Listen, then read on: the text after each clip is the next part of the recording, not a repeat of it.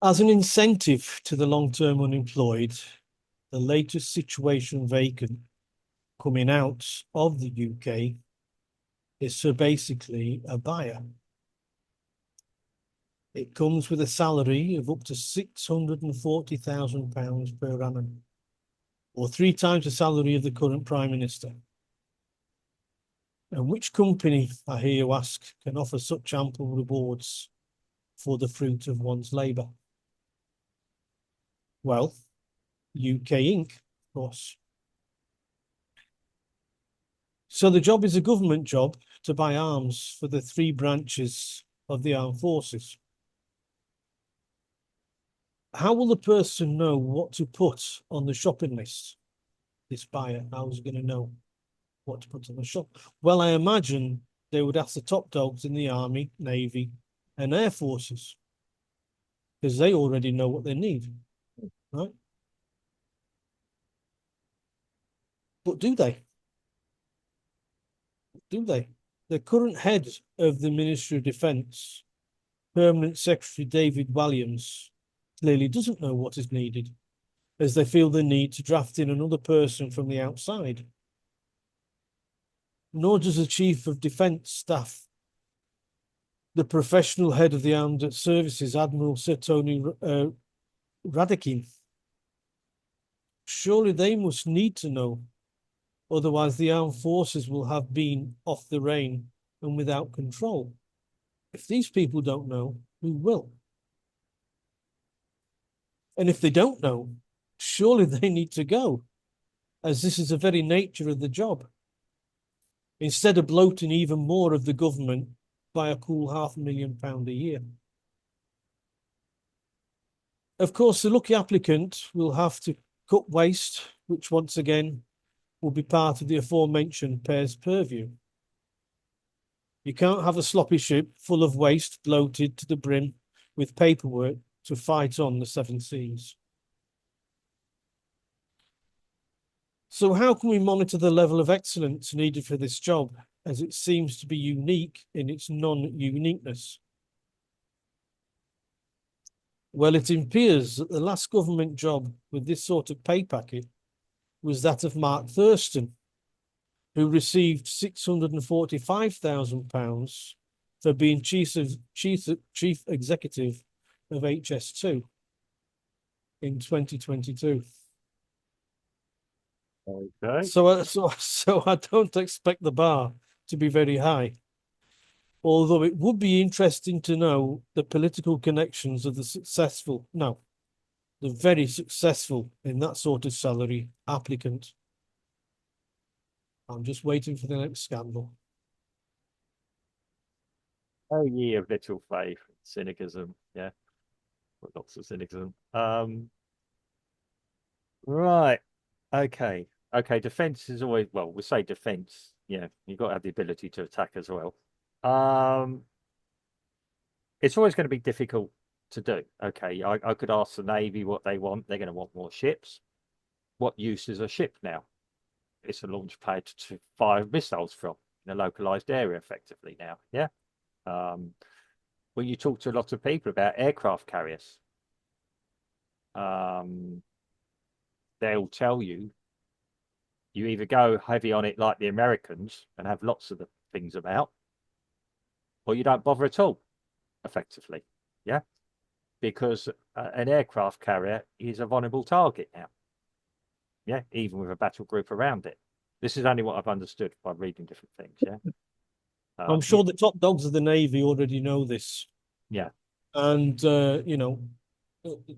if they don't know this, then they shouldn't be where they are. Well, let's put it this way: even the Russians have not gone heavy on their aircraft carriers. They're not even looking to build new ones. Yeah, they've got one that needs a tug to pull it along occasionally. Yeah. Um, They've got so much land to defend that yeah, it's pointless. Yeah, it's pointless to own it. I mean, the Chinese are going heavy on them, I believe, and as are Japan. Um, I mean, yeah, they're good launching pads if you're going to do strikes and things like this. Yeah, okay. It depends on what type of force you want to be. Um, I mean, we don't really know how modern warfare is going now. Tanks, the Ukraine war, has proved that tanks are about as good as useless. But we've known that since the end of World War II as well, really. Yeah, when you read about tank battles there, the Germans knew, begin to realise that. They had the best tanks, the Germans did. But yeah, they suffered heavily. Um, a tank was never meant as the main thing. It was always meant as a backup to artillery, for example. So really, your tanks, yeah, you still look to conventional guys with guns running around with guns, the cannon fodder, almost. Yeah, I know I talk very general terms here, and I know, yeah, there could be defence people jump all over me on this. Yeah, okay, I'm as good as what I've read on a random subject. Um, yeah, I mean, tech now means, yeah, drones are coming in. Drones, rockets, Drones, rocket, autonomous or HIMARS. semi-autonomous, yeah, equipment. The ability to do surveillance is important. You know, so wax and things. Um, yeah, what is important? I used to work for an armaments, not directly for an armaments company, a wing of it, but another wing of it, with a successful wing happened to make weapons. Yeah, which, I used to look across. I wonder if there's any vacancies there because it was a growing market, growing industry. Then that well, the company's most successful um, product, let's call it product, when I was there, was the multi-purpose missile. Yeah, I asked what it does. When it's not being fired at, does it make the tea or coffee or cook the dinner? Yeah. Well, I know it's been facetious. Um, but yeah. So the state of war, we don't know how things are going to change. I mean, let's exclude nuclear capability at the moment. Yeah, we take that outside the box discussion, okay? Because we all know what that means. Yeah, conventional forces or growing unconventional forces. What? Let's just say what the argument could a potential enemy hit hit hit hit the UK with? And I'm not interested in the rest of Europe and all that. The rest of Europe has gone as far as I'm concerned at this point. Yeah. If we're needing to be totally defensive, what has the rest of Europe got? What the UK got? Um, I can't really. I mean, I don't know. When you look at defence and all that, we've got a few ships that are still quite capable. Yeah, we've got the stealth ships and other things that don't look like battleships anymore. They have the capability of a drone submarines now. They're about. They're not. It's not a big secret. We don't know how many of them are about. The places the UK has to defend is number one, the Falkland Islands. Yeah, there's probably the Falkland Islands is a defense, is a fortress now. Yeah, that's it. I know people that have been there. They say nobody's going to get on the Falkland Islands anymore. Yeah, but we're talking about people at the top who know Yeah, what the equipment is needed. yeah, but this is what I mean. What are the requirements of it? Defense for Falkland Islands and other Well, they know this defense. surely. They do know this, but yeah, they don't know Well, what they're in going to get that hit case, with. why they're drafting in the 640 million, £640,000. Well, I've no idea. I mean, um, this guy must have a crystal ball to know exactly what other countries are doing. What other potential enemies does the UK have? Um, if you believe mainstream media, there are two, three that come to mind. Um, again, what they're going to hit you with.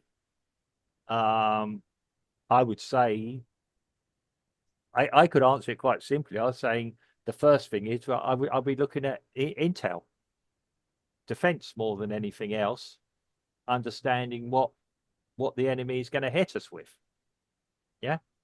Um, we we don't know that for certain, even with some conflicts that have been going on with. And I'm not talking about we're not talking about a Toyota 4 by Land Cruiser with a guy with a 16 mil on the back of it. Yeah. They should be relatively easy to deal with. We've got to be looking at what we're going to be hit with. Are we going to be hit with cyber equipment, which still comes on the remit of defense? Yeah. There are countries that are really, really putting a lot of resources into looking how to protect yourself against a cyber attack. Yeah. Um, the next thing is, how do you protect against your fuel lines being cut? We know that's happened in recent times. The supposed enemy has cut fuel lines. Yeah. I'm just playing devil advocate here. How would I do it if I was in that position? Yeah. And I would do it for half the value, half the money, by the way. You know, I'd quite happily sit there and play a guessing game with what's out there. Yeah. Are we more attacking mode, or are we going to be more defensive mode? Yeah. What's our mode now? We're talking about putting peacekeepers in countries. What's a peacekeeper? That's just you can forget about that. It's that's just hot air from Starmer and Well, okay, but I'm saying it's been spoken about. But I'm saying, well, the UK doesn't have any troops. yeah. Well, this is it. I'm talking. I'm talking about. I mean, even that's part of the procurement of personnel. Yeah. Do I go to a local job agency? If you've got any unemployed people, I can just drag in and put in my army, please. Yeah. How many of them would be willing to go? You know, it's one thing to draft a. I mean, as we're finding in the Ukraine, where people have been holding on to branches to stop the press gangs taking them in. Press gangs, yeah. Yeah, press gangs, yeah. We got rid of them in the UK years ago. Well, now that we've got a king, now we've got a king again in the UK that press them for the king's shilling. Look, I consider I paid for it. I wouldn't fight for King Charles or for our current leader. Yeah. I don't think Charles is paid for it, to be quite honest. No, I think it's yeah. I think I just don't understand why they should have to draft in somebody to do something which two people should already be doing. well, And these two people that should already be doing it are doing it so badly that, you know, that they need to draft somebody in. well, I'm just sitting here. I mean, you could be a subject, so I'm brainstorming. I'm doing it like I would do a project. I'm approaching it like I would do a project. I'm brainstorming it. What do we need? What are our requirements? It strikes me, and I'm saying, I don't know if it's a more defensive mode or a more aggressive mode they need to do. That's the only reason I can think you'd need a specialist to come in. So you say to him, what are our requirements? And like you say, these two people sitting there on salaries already should be able to answer that. Well, yeah, I mean, if we need, no, it all needs to be attacking, right? It's not a Right. case of do we buy cricket balls, Yeah. you know, to attack, or do we buy cricket bats to defend? Yeah. It's not a case. It needs to be all it needs to be all balls, if you pardon the expression. Well, in which case Right. You just use them. The fact that you have them, that's the whole premise yeah, behind a nuclear bomb. You have it not to ultimate you. You yeah. have it to prevent others using it on you. Well, that's a defensive thing, and then ultimately, But it's still an attacking Yeah. weapon. yeah. So It's a weapon of what they call attrition. Yeah, deterrence. deterrent. Yeah, but yes, it's expensive deterrent, but it's a Yeah. deterrent nonetheless. Well, Yeah. well, I mean, yeah. I mean, you brought up something about defense and why this person is there, and like I'm trying to justify it, or trying to think of a way to justify it. Yeah. well, And yes, we're having problems. Yeah. I mean, if you're talking about attack, if you want an attacking thing, yes, you still invest heavily on the Navy, the capability of having mobile missile launchers going around the country, going around the world. That's submarines, surface vessels. Yeah. We're having problems with aircraft carriers, putting aircraft on them and manning the things. Yeah. cool. At least with um, mobile rocket launchers, you don't need that many staff, if any at all, on them. Yeah, you can use them autonomously, yeah, or remotely, sorry, or you can have them thinking for themselves almost now, AIs, drones in the air. Yeah, I think what's happening with the military in the excuse me in the UK yeah, is that there are fewer people coming into the military. Mm. However, those that are already in the military are still climbing through the ranks, Yeah, and every time they climb up a rank, they get an extra pay pay rise, and a pay rise, and a pay rise, and the UK military has become top heavy with an yeah. awful lot of colonels getting these humongous pay packets, Mm, which is taking the money out of the military, mm. and and they're ignoring the fact that they aren't getting the recruits in, Mm. and it's a lot of and also looking at other getting sidetracked Mm. with other, should we say, aspects of military that are not necessarily not defense nor attacking nor Social, offensive. social. Yeah. Yeah, yeah. Okay, yes. And so what you military gets into a pickle. Well, it has been, but yeah, that's always been the British. I mean, maybe every military does that. I mean, what do we need in the military? What do we want from the military? We want something that's capable of attacking if we feel threatened. I And thought uh, it's to attack, we're it's to we're, go, kill. we're going back to, as I mentioned in the previous, I mentioned previously on Charles de Gaulle's theory that he met with resistance with the French prior to World War II. Mm. Um, yeah, I mean, yeah, a military man should be able to tell you exactly what you need. Okay, well, there's always the argument between the four branches of the military: the Air Force, the okay, the Navy, the military, and there's one other one I can't remember. Yeah, whatever, the procurement, the logistics. There's always going to be conflicts there. Um, yeah, I mean, the trouble is the military, until something happens, they don't know what we're going to get hit with. What are they buying? And it's not like you can just suddenly go and stock up on specific items. I mean, what's happened now, and it's happened quite rapidly, and yeah, I'm going off a bit of track here.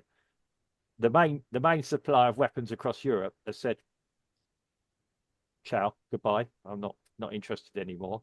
Suddenly, production within Europe has had to ramp up. The UK was always quite a big supplier of weapons anyway. Yeah, it's one of our biggest things, biggest exports, I believe, or at least the technology in it. Yeah, and there's still things being produced by the UK that are probably banned under Geneva Convention, but that's I'm not going to go into that. Um, but it's a or under other conventions as well, not so just the Geneva Convention. Um, yeah, what are we going to procure? Do we need to have so many men or personnel in the military? As you're quite right, especially not at the top. Do we need so many at the bottom anymore? When we have the ability Well, to, who's going to know that are the people that go into the trade shows that are looking at these new weapons that are coming out. And the new weapons are coming out, being presented at the trade shows yeah, mainly by private companies. yeah. I mean, obviously And there's the threat. if the British can't keep up with Russia or China or the US or Mm. India in terms of development of weapons, then the whole that becomes a private thing, not a governmental thing, Yeah, because well, British can only buy what's available on the market. yeah. I mean, they do contracts. So they should go out and say we require this, and then the defence contractors or whatever manufacturers then goes away and makes the specifications. When you look at the development of the tank and other things, I mean, they even still have problems developing a gun that's Well, suitable for all operations. I'm not sure what this civil servant is going to be able to tell them. It just sounds like somebody to hang all the disaster on when it all goes wrong. That's all. Um, Well, it could be to protect the other two that I that's what I mentioned. mean. Somebody, an Aunt Sally, Yeah. who take a job like that. I mean, who's suitable? I mean, Michael Portillo as defence, maybe he'd take it. I don't think he would because he's got a good journalist. He's got a good now media career. He's old now. Um, yeah, and I'm just trying to think of the caliber of people. I mean, we don't know. We don't know who is available defence thing, or if somebody's close relative will take it, or somebody. Yeah. Um, Yeah. I, I I wouldn't like to speculate. Um,